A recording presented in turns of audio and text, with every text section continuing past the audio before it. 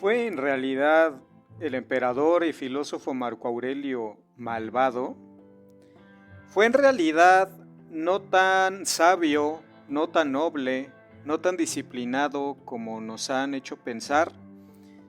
La historiografía se ha equivocado con Marco Aurelio, esa gran figura tanto filosófica como en la política, como en la defensa de su imperio. ¿Fue una mentira todo lo que se ha hecho alrededor de él? Bueno, no necesariamente tiene por qué ser así.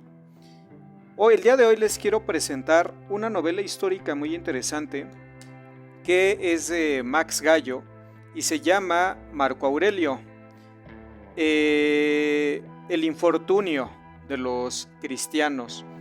Le he alterado un poco el título por, ya saben ustedes, determinado vocabulario no se puede utilizar aquí en YouTube, entonces utilizo eufemismos para poder hacer esto.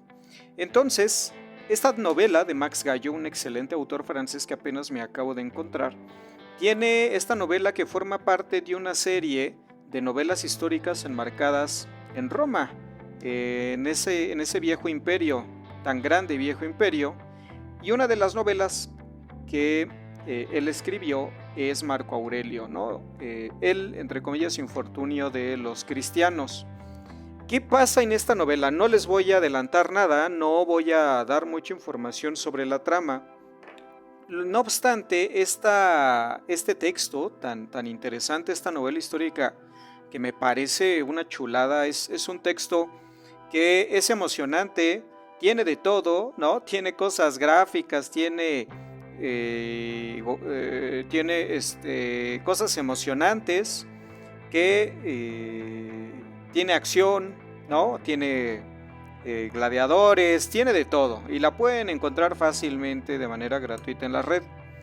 Entonces, ¿cuál es el punto de la novela de Max Gallo? Esta novela es muy interesante porque nos presenta a un Marco Aurelio que está como un espíritu, ¿no? No quisiera decir fantasma, pero está como una presencia.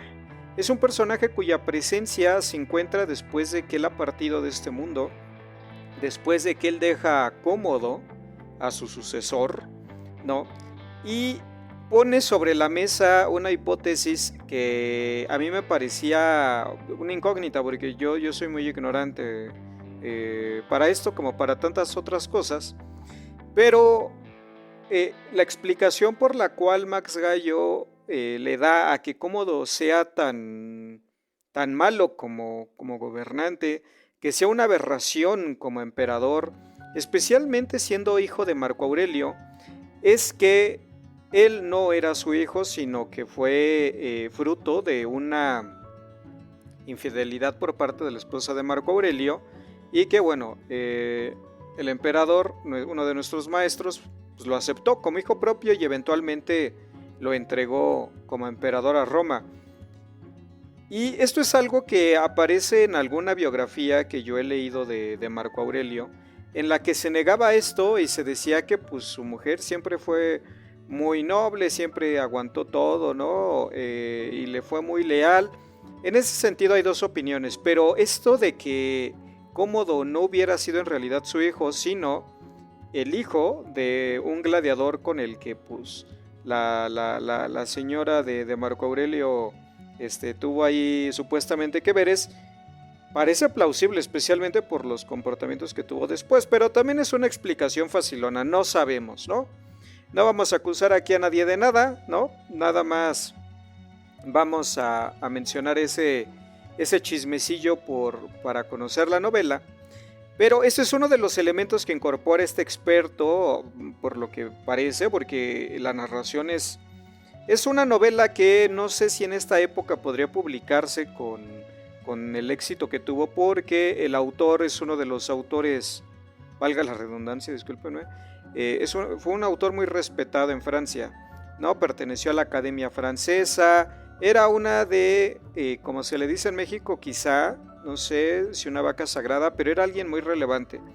Y es una novela que se ve que está hecha con ciencia, se ve que le sabe, a lo mejor no sé si era un experto o no, pero sí es una novela muy didáctica, nos mete en el mundo romano, nos mete en las carnes del protagonista, que es una persona cercana a nuestro maestro Marco Aurelio, y está viviendo justo este momento en el que pues Marco Aurelio ya no está y se encuentra gobernando Cómodo, y Cómodo hace un... Ay, me gustaría mucho utilizar palabras groseras, pero no quiero someterlos a esa incomodidad, entonces vamos a decir que es un relajo, ¿no? Entonces, aquí hay una discusión en esta novela que también es muy importante, y por eso lo de los cristianos es relevante, porque hay un falso dilema, y me parece que es un error de la novela, desde mi perspectiva y desde mis preocupaciones filosóficas personales. Realmente, o sea, esto es como algo así muy, muy concreto de mí, ¿no? De mis... de las cosas que me gustan, ¿no? Realmente esto no afecta en nada la calidad de la novela, que debe ser leída, debería prestársele más atención. Yo nunca había escuchado a Max Gallo, a lo mejor escuché de él y no presté atención, pero hay que leerlo. No obstante, a mí el problema específicamente que no me gustó es que presenta un dilema, un falso dilema, entre que Marco Aurelio, ¿no? Coincidía supuestamente mucho con el cristianismo, y que a lo mejor esa escuela estoica era un precedente, era un antecesor del cristianismo, pero que como que los dos son equivalentes. Y a mí honestamente no me gustó esa parte, porque el problema de presentar al estoicismo como una versión pagana, ¿no? O oculta, no sé, del cristianismo, me parece un error bastante importante, porque la postura del estoicismo es una postura filosófica que acepta a los dioses más por otra cosa, por supervivencia política, económica y social, que realmente por considerarlos valederos y elementos fácticamente importantes en la concepción filosófica del mundo. O sea, la existencia, reitero, política, económica y social del estoicismo requería de la aceptación de los dioses romanos y de ese panteón, porque si no les iba a pasar como a los cristianos. Pero eso no implica que necesariamente Marco Aurelio, también, por ejemplo, ahorita estoy leyendo un texto muy interesante que luego les voy a comentar, no les voy a adelantar, pero que se ve que en el estoicismo la presencia de las divinidades es más por administración política, ¿no? Como una herramienta de administración política, por no decir de control social, que realmente por una conclusión filosóficamente o lógicamente o científicamente comprobable o simplemente viable en el mundo visible, ¿no?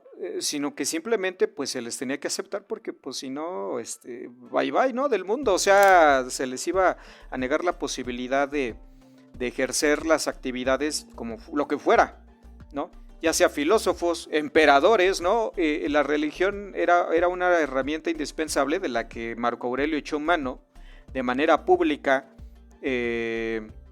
diligentemente, porque eso lo requiere para el control y para la gobernabilidad, lo cual el decir que es una herramienta de control social o de administración política no implica que no tenga cosas positivas. De hecho, por eso es útil, por eso es necesaria la religión en determinados estratos, ámbitos sociales, y no me refiero necesariamente tienen que ser los más bajos o los más pobres, sino que también a nivel familiar de convivencia necesitamos rituales, necesitamos lugares como las iglesias también para convivir, para estar con los demás, para estar con específicamente la comunidad, no solamente convivir por convivir, sino crear un tejido social, un núcleo que aglutine los lugares en donde vivimos, que nos conozcamos y a partir de ahí mejorar nuestra convivencia, ¿no? Especialmente en donde estamos viviendo con los vecinos y ejerciendo una convivencia,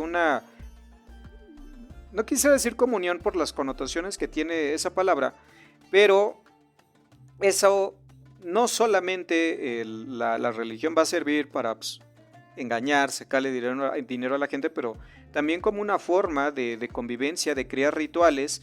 Ya después, cuando se vuelve lo que ustedes ya sabrán y por lo que se le critica tanto, pues es otro asunto. Pero yo como ateo considero que la religión tiene su lugar en la sociedad, ¿no?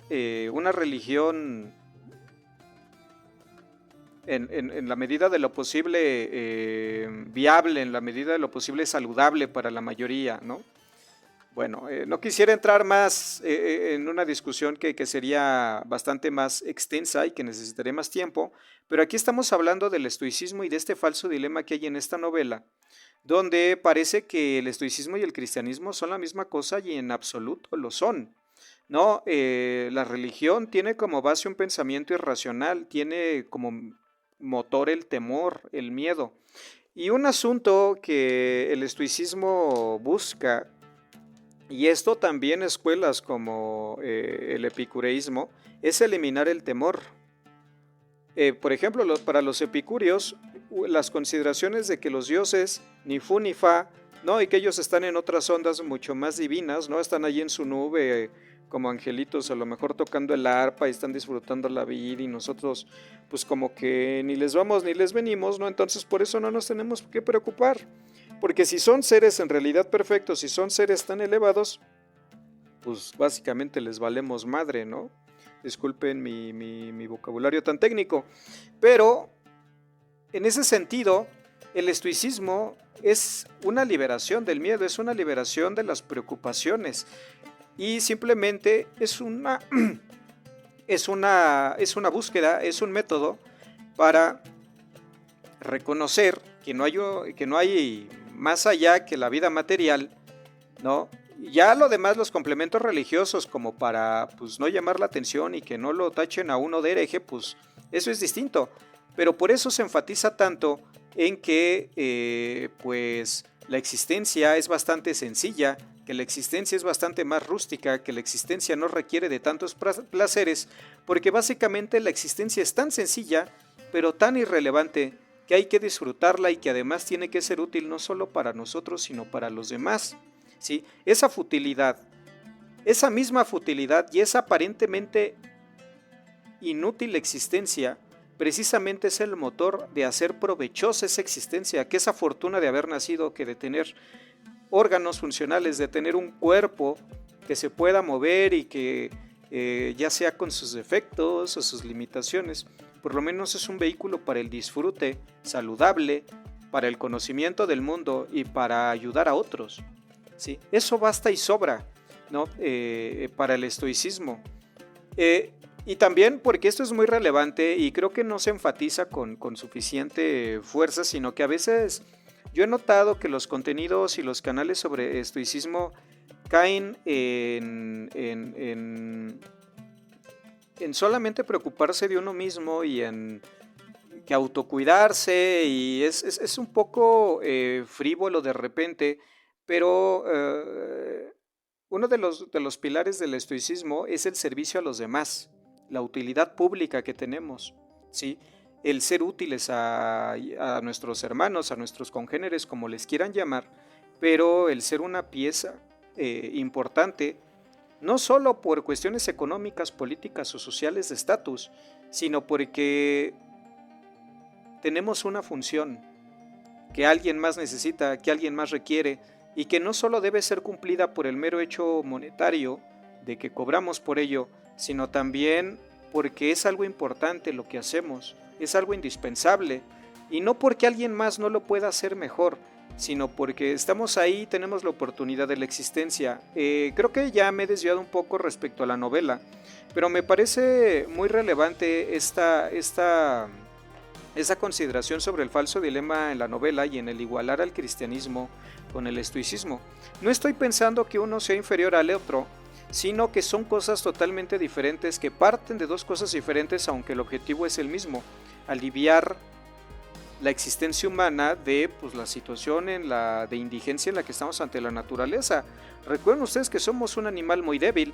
Hace unas semanas me mordió un perro aquí afuera de mi casa. El animal pesaba la mitad que yo y me mordió un brazo, me mordió un costado, me llevaron al hospital. Realmente no fue algo grave, pero tampoco me dolió tanto. Yo pensé que eso habría dolido más.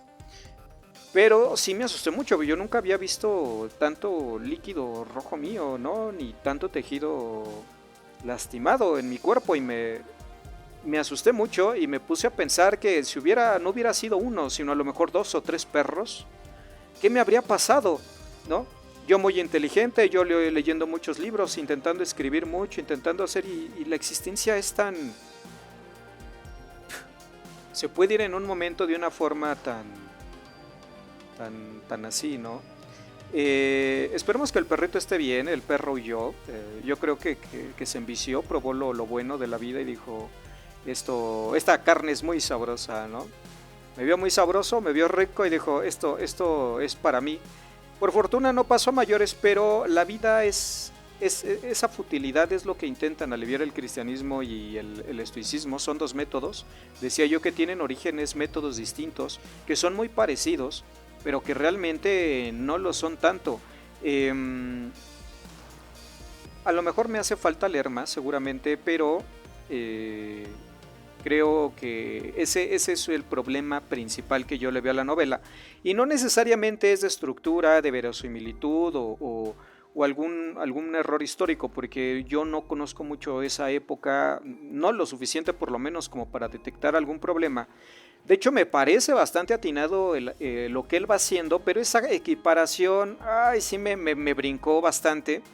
Los personajes están muy bien hechos. O sea, yo honestamente no sé si se ha llevado esto al cine, pero deberían hacerlo con tantas porquerías que hay últimamente en las plataformas, ¿no? Este sería un excelente guión, son excelentes personajes, pero las situaciones que se muestran ahí no son aptas para todo público. Hay cosas ahí de esclavas que ustedes a lo mejor disfrutarán, pero no es un contenido que en esta edad oscura de inquisitorial sería muy aceptable, ¿no? Pero es una novela muy interesante. Honestamente sí, se las recomiendo ampliamente. Pero me gustaría leerles algunos pasajes de esta novela para que ustedes tengan una pequeña prueba. Les reitero, no les pienso hablar mucho de la trama en absoluto. De hecho, como pueden notar, el único personaje del que he hablado es Marco Aurelio, que no aparece como tal en la novela, sino, les reitero, aparecen sus enseñanzas, aparecen los recuerdos de él, y pues los estropicios de Cómodo, que tampoco aparece mucho como personaje, sino está como una presencia muy dañina que estropea los aportes que hizo en su momento Marco Aurelio, y se presenta como una duda legítima, una pregunta que yo cuando vi Gladiador, la película, sí me planteo, o sea, cómo a Marco Aurelio le salió un hijo como Cómodo, ¿no? No, nunca se me ocurrió indagar o pensar en lo de su esposa aun cuando había leído aquella biografía, pero ahora como lo presenta aquí Max Gallo, pues quizá aprovecha los encantos de la ficción, ¿no?, para convencer de su postura. Quién sabe, pero nos comenta el narrador. Conocí a los sucesores de Trajano, Adriano el Grande y Antonio Pío. Había crecido junto a Marco Aurelio, al que solo llevaba 4 años, y había querido a ese hombre cuyos pensamientos me habían hecho sufrir a menudo, por su modo de cortar por lo sano en la esperanza, espantando a las ilusiones, arrancando todos los oropeles, dejando la vida al desnudo, flaca, breve y precaria. Escúchame, Prisco. Supón que sean inmortales quienes se acuerden de ti, y que tu recuerdo sea inmortal. ¿De qué te sirve? Y no me refiero a que no sirve de nada al muerto. ¿De qué le sirve al vivo? A menos que, por supuesto, resulte útil para gobernar. Y Marco Aurelio el sabio, el filósofo, tan preocupado por la humanidad, quien me había dicho tantas veces que la benevolencia es invencible si es sincera, ni afectada ni hipócrita. Acostúmbrate, pues, Prisco, a todo lo que te repele. No sigas llevando esa lamentable existencia de refunfuños y muecas. No ejerzas de actor trágico ni te vendas. ¿Cómo pudo aquel príncipe del bien aceptar que jóvenes de ambos géneros, así como ancianos, fueran maltratados por su fe en un Dios de resurrección? Aquí, como pueden ver, tuve que modificar las palabras porque no sé cómo reaccione el papi YouTube. ¿No sería esa su falta? Siendo su correspondiente castigo el reinado de Cómodo que desfiguraba el suyo. No, ya que hace un cruce entre pues, estos estropicios de Cómodo con la situación que le hizo pasar a los seguidores de Jesús, porque aquí no he entrado mucho, pero se menciona o se alude a lo largo de la novela y con los personajes que hay ahí, que lo que está pasando con Cómodo quizá es por maltratar a los seguidores de Jesús, no porque Marco Aurelio fue muy enérgico, por así decirlo, en su control, ¿no? Todo esto de que los aventaban al Coliseo con los leones y que funcionaban básicamente como whiskas para gatotes, ¿no? O sea, se les provocaba la desuscripción de la vida de maneras bastante tristes, bastante que derramaban líquido rojo y además a la vista del público, ¿no? Como una forma bastante cruel, bastante primitiva y algo que uno no se hubiera esperado de Marco Aurelio. Y esto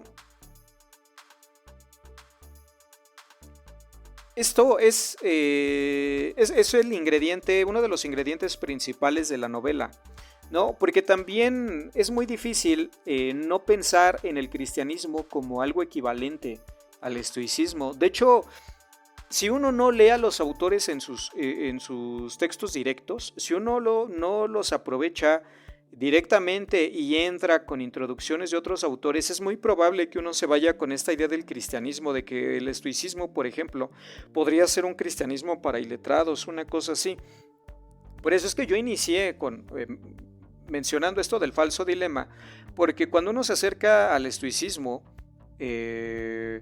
parece ser que son dos cosas equivalentes y no es así. Por eso yo les recomiendo siempre encarecidamente que ustedes revisen los textos directamente. Séneca, ¿no? Epícteto, el gran Marco Aurelio que aquí ya hemos mencionado, pero también los que se puedan, ¿no? Acercarse a las fuentes primarias y discernir, ¿no? Para evitar engaños, porque, bueno, no engaños, sino confusiones. Porque esa confusión entre el estoicismo y el cristianismo fue algo que aprovechó en su momento que han aprovechado las iglesias. No quiero decir alguna en específico, pero esa confusión ha sido lucrativa, ¿no? Aunque permitió la sobrevivencia de los textos, ¿no? de estos maestros estoicos. Pero para no hacer este audio más largo, recuerden Max Gallo, ¿no? El maltratador, vamos a decir, de los cristianos. Compartan, por favor, comenten, den like, es muy importante porque como ustedes pueden ver, estos videos la plataforma no le interesa compartirlos y me parece que quiero pensar es contenido de calidad que le puede servir a alguien, ¿no? O por lo menos para entretenerlo, pero con material de calidad, temas relevantes, ¿no? Y no la cháchara y pues todo lo que ustedes saben que hay en redes sociales. Cuídense mucho, tápense porque anda lloviendo.